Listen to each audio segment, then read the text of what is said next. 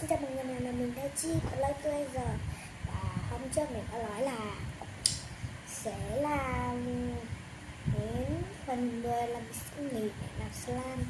Mà thôi trời cũng lâu thế, bây giờ mình làm luôn. Hôm qua là hôm trước là phần 5 rồi, bây giờ để làm phần 6 thôi nhé, đang nói nè. Trước khi làm được thì chúng ta phải cho ít nước vào cho một chút space phòng và có lại và sau đó chúng ta sẽ nhả cái này lên và sẽ cho đây vào thêm một khối 7749 na. Nhưng mà khối cái này phải cho xà phòng nó nổi bọt lên cơ, nổi bọt lên mới được. Mình nghĩ chắc chắn cái này là làm được slime thì mình chắc là chỉ có 4 phần thôi, nhưng là dễ coi lắm. Em nổi bọt lên nha. Thế để sang phần 2 đi. Bye.